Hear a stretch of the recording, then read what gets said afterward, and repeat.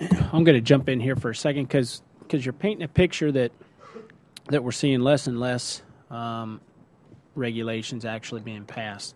But to get very parochial, right, for just a second, when it comes to the FAA, and some of this has security aspects, but you've got the large aircraft security proposal being put out there. You've got the BAR program being eliminated by the Department of Transportation. You've got security badges being in general aviation at airports that security is not an issue. You've got aircraft certification standards that are changing all the time. You've got airworthiness standards that are changing for aircraft or being proposed to be changed considerably, which will hamper operators in air shows in a big way. You've got letter of authorization changes for certification for pilots to be able to fly these aircraft. You've got fuel issue changes that are happening from the EPA, and that's coming down hard and fast, and there's lots and lots of regulations out there. And I see nothing but proliferation of regulations in when it comes to aircraft and flying, and it's concerning the aviation community in a huge way because it can cripple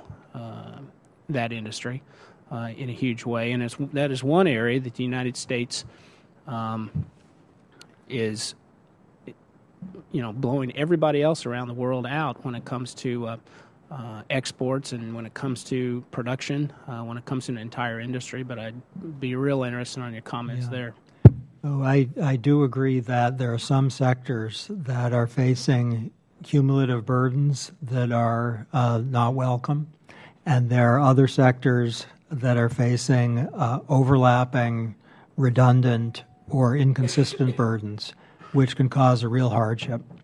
And in the area you're describing in particular, I don't know what the trend line is for the volume of rules over, let's say, the last 8 years, but I do know that there's an acute concern about what you exactly said, and we're working really hard to try to make sure that the problem of cumulative burdens, inconsistency, is addressed. If there are particular rules that you think have been issued in the recent or even distant past that aren't worth it, that's a terrific candidate for inclusion in DOT's look-back plan.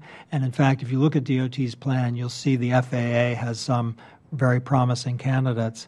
And if you see rules coming down the pike that ought not to be issued, in your view, or that ought to be issued in a way that meshes better with other rules, or ought to be harmonized, to use the word of the President's executive order, we'd love some help on that.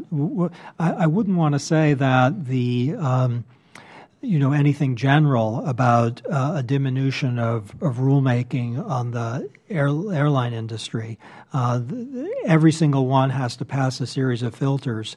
All I wanted to say with respect to the volume of rules is that the number of final economically significant rules in the first 2 years of the Obama administration, this isn't widely known, but it's actually lower than the preceding 2 years and lower than the average under President Bush.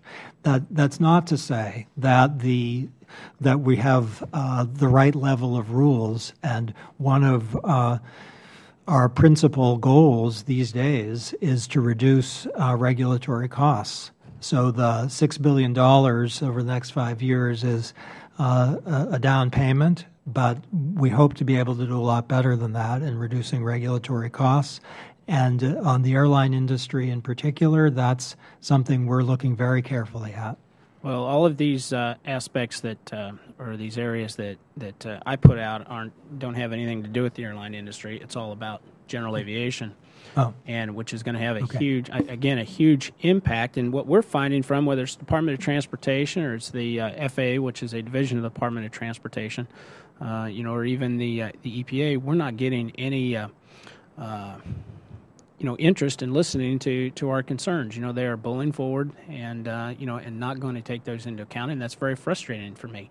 And it isn't just this administration; it's happened in other administrations, and not interested in listening, and that's very frustrating, particularly when you have an industry that could be impacted as greatly as general aviation.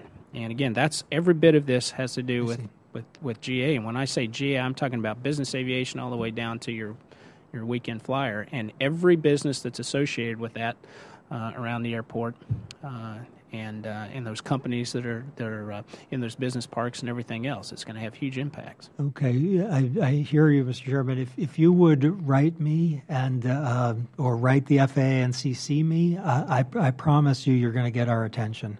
That the EPA withdrew its stormwater rule. It decided it had to reconsider it. The Labor Department withdrew its fiduciary rule. We have a bunch of things that have been rethought in the recent past, and if there's something that's not thought through very well, we'll get a handle on it.